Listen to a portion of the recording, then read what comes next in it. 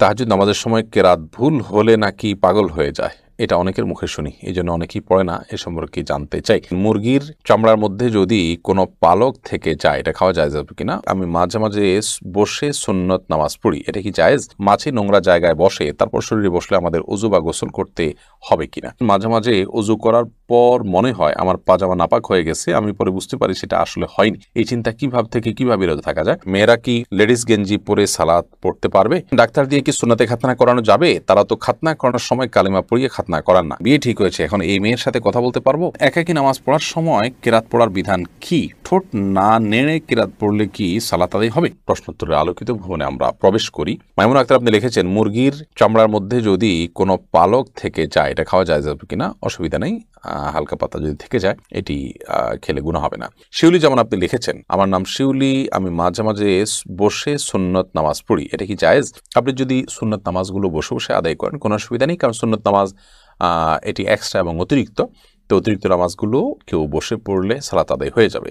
যদি তিনি শরীরটা একটু খারাপ লাগছে সেই জন্য বসে পড়েন, তাহলে সেক্ষেত্রে সালাত তার হয়ে যাবে, তবে দাঁড়িয়ে পড়া উত্তম। আর ফরজ সালাতে আপনাকে অবশ্যই দাঁড়িয়ে পড়তে হবে সামর্থ্য থাকলে। সুমাইয়া জান্নাত আপনি লিখেছেন, মাছি নোংরা জায়গায় বসে তারপর শরীরে বসলে আমাদের ওযু বা গোসল করতে হবে কিনা? না, মাছি যদি নোংরা জায়গায় বসে, সে নোংরা জায়গায় বসার কারণে তার পায়ে কিছু নোংরা, তার শরীরে কিছু নোংরা লাগে, সেগুলো আমাদের গায়ে আবার বসলো, তাহলে আমাদের শরীরও লাগে, এতে নাপাক হবে কিনা? উত্তর হবে না, কারণ হলো এত অল্প পরিমাণ নাপাক, এটা ফলশ্রুতিতে আমাদের কাপড় বা শরীর নাপাক হবে না, এবং এতটুকু নাপাক থেকে আসলে বেঁচে থাকা আমাদের জন্য কষ্টসাধ্য, যার কারণে এইটুকু নাপাকের কারণে আমাদের শরীর বা কাপড় নাপাক হয়ে যাবে না। সাদা শারিয়া লিখেছেন, মাঝে মাঝে ওযু করার পর মনে হয় আমার পাজামা নাপাক হয়ে গেছে, আমি পরে বুঝতে পারি সেটা আসলে হয়নি। এই চিন্তা থেকে কিভাবে বিরত থাকা যায়? প্রায় যদি এরকম হয় তাহলে এরপর থেকে এটাকে আপনি অ্যাভয়েড করবেন, একদম ড্যাম কেয়ার করে আপনি সালাত আদায় করবেন। এতে আস্তে আস্তে ইনশাআল্লাহ আপনার শয়তান এই সুযোগ আর পাবে না। শয়তান আমাদের মধ্যে অস্থিরতা তৈরি করে এবং এই জাতীয় সমস্যাগুলো শয়তান সৃষ্টি করে যাতে করে আমরা ইবাদতে মনোযোগ হারিয়ে ফেলি এবং আমাদের অন্যদিকে মনোযোগ যায়। রিফাত আহমদ সাইম আপনি লিখেছেন, মেয়েরা কি লেডিস গেঞ্জি পরে সালাত পড়তে পারবে? মেয়েরা লেডিস গেঞ্জি পরে সালাত আদায় করতে পারবে, কিন্তু তার উপরে তাকে অবশ্যই অন্য কিছু পরে তার পুরো শরীর ঢাকতে হবে, কারণ এই গেঞ্জিগুলো সাধারণত পর্দার মানে সালাতের জন্য যতটুকু ঢেকে রাখা দরকার সেটার পুরোটা ফিল আপ করতে পারে না। সালাতে একজন নারী তার মুখমণ্ডল এবং দুই হাতের কবজি ছাড়া আর পুরো শরীরকে তিনি ঢেকে রাখবেন, এমনকি চুলগুলো ঢেকে রাখবেন। বিদায় ভেতরে কোন ড্রেস পরছেন এটা ইস্যু না, ইস্যু হলো তা যদি এমন কিছু পয়েন্ট ভেতরে যে এটাতে পুরো শরীর ঢাকা হয় না, তাহলে সেক্ষেত্রে পুরো শরীর ঢাকার জন্য বড় ওড়না আজকাল পাওয়া যায়, আমাদের ওড়না অথবা বড় কোনো কাপড়, চাদর ইত্যাদি দিয়ে তিনি নিজের শরীরকে ঢেকে সালাত আদায় করবেন। ইয়াসির আরাফাত আপনি লিখেছেন, ডাক্তার দিয়ে কি সুন্নতে খাতনা করানো যাবে? তারা তো খাতনা করানোর সময় কালিমা পড়িয়ে খাতনা করান না। খাতনা করানোর সময় কালেমা পড়াতে হবে এমন কোনো কথা নেই তো। খাতনা করানোর সময় আপনার নর্মাল প্রসেসে খাতনা করিয়ে ফেলবেন বিসমিল্লাহ বলে, বাস শেষ, যথেষ্ট। এর মাধ্যমে তার খাতনা হয়ে যাবে। খাতনা করার জন্য যে কালেমা পড়াতে হবে আলাদা করে এমনটি কিন্তু বাধ্যবাধকতা নেই, বিধায় ডাক্তারদেরকে দিয়ে খাতনা করানোতে কোনো অসুবিধা নেই।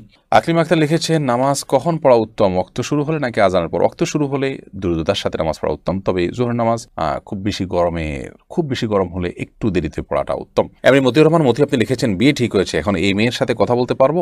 না, ঠিক হয়েছে আপনি তখন কথা বলতে পারবেন না, বিয়ের আগদ হয়ে গেছে, প্রস্তাব সম্মতি হয়েছে দুজন সাক্ষীর সামনে, তারপর আপনি কথা বলতে পারবেন। ঠিক হয়েছে এর মানে হলো জাস্ট মুখোমুখি ঠিক হয়েছে, আগদ এখনো হয়নি। এরকম অবস্থাতে একান্ত প্রয়োজনে কোনো বিষয় একজন আরেকজনকে কোনো গুরুত্বপূর্ণ বিষয় জানতে চাইছেন, কিংবা হয়তো কারোর জন্য কেউ কিছু কেনাকাটা করবেন, মাপ জানতে চাচ্ছেন, এগুলো যদি হয় তাহলে টেক্সট মেসেজের মাধ্যমে ফেতনামুক্তভাবে করতে পারেন। কিন্তু এখনো যেহেতু আগদ হয়নি, অতএব আপনার স্বামী স্ত্রী নন, বিধায় স্বামী স্ত্রী সুলভ আলাপ সালাপ, খোশ গল্প, প্রয়োজন ছাড়া আলাপচারিতা, কথাবার্তা, সেগুলো কিন্তু বলা জায়েজ হবে না। এরপরে এমডি আলামিন লিখেছেন, জুমার খুতবা ছুটে গেলে শুধু জুমার নামাজ পড়লে কি জুমা আদায় হবে? জুমার খুতবা যদি ছুটে যায় তাহলে সেক্ষেত্রে শুধু জুমার নামাজ যদি পড়েন তাতেও আপনার জুমা আদায় হয়ে যাবে, অর্থাৎ ওয়াক্তের জুমা আদায় করেছেন এই সপ্তাহে, সেটি বলা যাবে। কিন্তু এমনটি নিয়মিত হওয়া সন্দেহভাবে গৃহীত কাজ, কারণ জুমার খুতবা শোনাটাও কিন্তু ওয়াজিব, বিদেশে ওয়াজিবটা ছুটে যাচ্ছে, আপনার ত্রুটিপূর্ণ হচ্ছে। এমনি রফিকুল ইসলাম আপনি লিখেছেন, একাকী নামাজ পড়ার সময় কেরাত পড়ার বিধান কি? ঠোঁট না নেড়ে কেরাত পড়লে কি সালাত আদায় হবে? না, সালাত আদায় হবে না, আপনাকে ঠোঁট নাড়তে হবে। ঠোঁট যদি আপনি না নাড়েন তাহলে সেক্ষেত্রে সালাত আদায়ের জন্য যে কেরাত পাঠের আবশ্যকীয়তা সেটা আদায় হবে না। মনে মনে পড়লেন সেটাকে তেলাওয়াত বলা হবে না, কেরাত আপনাকে পড়তে হবে। নবী করিম সাল্লাল্লাহু আলাইহি ওয়াসাল্লাম বলেছেন, লা সালাতা লিমান লাম ইয়াকরা বিফাতিহাতিল কিতাব, যে ব্যক্তি সূরা ফাতিহা পাঠ করেনি তার সালাত হবে না। তাহলে এখানে পাঠ করতে বলেছেন তিনি। আপনি যদি মুখ না নাড়েন, ঠোঁট না নাড়েন, জিহ্বা না নাড়েন, তাহলে তো পাঠ হলো না, সেটা কল্পনা হলো, সেটা জল্পনা হলো, সেটা স্মৃতিতে আপনি স্মরণ করলেন, স্মরণ হলো, তো স্মরণ করতে তো বলা হয়নি, বলা হয়েছে পাঠ করতে। অতএব আপনি ছোট না নামলে নামাজ হবে না। এম সালমা লিখেছেন, পিরিয়ড চলাকালীন সময় ঘর থেকে বের হওয়ার সময় আয়াতুল কুরসি পাঠ করা যাবে কিনা। পিরিয়ড চলাকালীন সময় কোরআন কারীম তেলাওয়াত করবেন না, এটাই জমহুর আমাদের মত। তবে অনেক ওলামা কেরাম এটাকে জায়েজও বলেছেন। এসবি শান্তা ইসলাম লিখেছেন, আমার হাজবেন্ড প্রচুর ধূমপান করে, অনেক চেষ্টা করে তাকে ধূমপান করা থেকে ফেরাতে পারছি না। এখন আমার করণীয় কি? ইসলামে ধূমপান সম্পর্কে কি বলে? ইসলামে ধূমপান করা অবশ্যই নিষিদ্ধ কাজ। আল্লাহ বলেছেন, রাতুল কবে এদিকে তাহলে করে যেদেরকে তোমরা মানে ধ্বংসের দিকে ঠেলে দিও না, যেটি ক্ষতিকর হবে আপনার জন্য। আপনি জানেন আপনাকে আস্তে আস্তে মৃত্যুর দিকে নিয়ে যাবে, নানা রকম রোগ বালাইয়ের মধ্যে ফেলবে, এবং সেটা বাহ্যিক কোনো উপকারিতা নেই, অপকারিতাই বেশি। তো সেক্ষেত্রে সেটি নিষিদ্ধ, নাজায়েজ, গুনাহের কথা। বিধায় আপনার স্বামীকে আপনি বোঝানোর চেষ্টা করবেন, আল্লাহর ভয় দেখাবেন এবং অন্যদেরকে দিয়ে বোঝাবেন, তার জন্য আল্লাহর কাছে দোয়া করবেন, বিভিন্ন উদ্যোগ আপনি গ্রহণ করবেন। আবিদ হাসান আপনি লিখেছেন, কর্মব্যস্ততার কারণে অনেক সময় ওয়াক্ত মতো নামাজ পড়া সম্ভব হয় না, কিন্তু প্রতিদিনই পরে কাজা আদায় করে নিয়ে এটি গুনাহ হবে? অবশ্যই গুনাহ হবে। নিয়মিত আপনি যদি এটা করেন তাহলে সেটা এক ধরনের অপরাধ, আপনি সালাতকে সমত আদায় করছেন। আল্লাহ বলেছেন, ইন্নাস সালাতা কানাত আলাল মুমিনিনা কিতাবাম মাওকুতা, নিশ্চয়ই সালাত ইমানদারদের জন্য নির্দিষ্ট সময়ে পড়াটা এটা আল্লাহ তাআলার পক্ষ থেকে অবধারিত ফরজ করা হয়েছে। বিধায় সেই ফরজটাকে অবলীলা প্রতিদিন আপনি লঙ্ঘন করে যাবেন তথাকথিত ব্যস্ততায়, এই ব্যস্ততা আপনার জন্য জায়েজ নয়। আপনার ঈমান ধ্বংস হয়ে, তাকওয়া ধ্বংস হয়ে, আখিরাত এবং জান্নাত ধ্বংস হয়ে যদি দুনিয়ার অনেক কিছু অর্জন হয়, সেই অর্জনটা আপনার কাছে তুচ্ছ, সেটা আপনি গ্রহণ করার কথা নয়।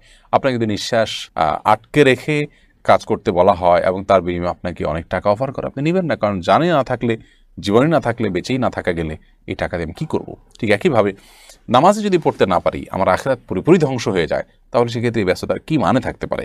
আপনি আপনার পেশা, আপনার অবস্থান পরিবর্তন করে হলেও ওয়াক্তমতো সালাত আদায় করতে হবে। মাঝে মধ্যে এরকমটি হতে পারে, সেই ভিন্ন কথা। মনি তানি আপনি লিখেছেন, অনেকের ধারণা মেয়েরা বাবার ভাইয়ের সম্পত্তি আনলে ভালো হয় না, ইসলাম আইন কি বলে? না, এটা মন গড়া কথা। বাবার ভাইদের সম্পত্তি বুঝে নেবেন, এই নেওয়াটাই বরং ভালো। আপনার ভাইরা যাতে গুনাহে লিপ্ত না হয় বোনদের হক মেরে, সেজন্য আপনি নিজেরটা বুঝে নেবেন, প্রয়োজনে প্রেশার ক্রিয়েট করে হলেও আপনার হক আপনি বুঝে নেবেন। আর যদি তারা দুর্বল থাকে, অভাবী থাকে, তাদেরকে ছাড় দিয়ে আসছেন, সেটা ভিন্ন বিষয়। বাবার ভাই মেয়েরা নিলে তাদের অকল্যাণ হয়, এটি মূর্খতাসুলভ কথা, কুসংস্কার, এটি কোনো ভিত্তি নেই। কাজী নাজমুস সাকিব আপনি লিখেছেন, রুকু এবং বৈঠকে দৃষ্টি কোথায় থাকবে? আমরা দৃষ্টি কোথায় রাখবো? একটা মত হলো যে সর্বাবস্থা আমরা সেজদার যে জায়গা সেখানে আমরা দৃষ্টি রাখবো, আর বৈঠকে আমরা আমাদের কোলের দিকে দৃষ্টি রাখবো, এটি একটি মত। রুকুতে অনেকে বলেছেন যে দুই পায়ের যে মধ্যবর্তী জায়গা, এখানে আমাদের নজর থাকবে। তো খোলাসা কথা হলো, বেশিরভাগ ক্ষেত্রেই সালাতে আমাদের নজর থাকবে হলো সেজদার দিকে, এবং সর্বাবস্থায় সেজদা যে এরিয়া, এর মধ্যে এটুকুর মধ্যে আমাদের নজরকে আমরা সীমাবদ্ধ রাখবো। বাকি যখন আমরা বসবো তখন সচরাচর সেজদার দিকে তাকাতে হলে তো আমাদের চোখ উঠাতে হয়, আরেক দিকে তাকাতে হয়, আমরা কোলের দিকে স্বাভাবিকভাবে নজর করব। অর্থাৎ চোখকে অবনত করলে যে জায়গায় নজর আসে সেই সীমানার ভিতরে আমরা নজর রাখার চেষ্টা করব। আয়েশা সিদ্দিকা আপনি লিখেছেন, তাহাজ্জুদ নামাজের সময় কেরাত ভুল হলে নাকি পাগল হয়ে যায়, এটা অনেকের মুখে শুনি, এই জন্য অনেকেই পড়ে না, এ সম্পর্কে জানতে চাই। না, এটা একেবারেই কুসংস্কারাচ্ছন্ন কথা, একদমই ভিত্তিহীন কথা, কোনো ভিত্তি নেই কথা। কেরাতে ভুল হলে কোনো অসুবিধা নেই, কোনো গুনাহ হবে না, পাগল হওয়ার তো প্রশ্নই ওঠে না। অন্য নামাজ যেরকম ভুল হতে পারে, তাহাজ্জুদ নামাজও ভুল হতে পারে। বিধায় ভুল হলে সেটাকে সংশোধন করবো, কারেকশন করবো, এর কারণে গুনাহ হবে না, অন্য কোনো ক্ষতি হওয়া তো দূরের কথা।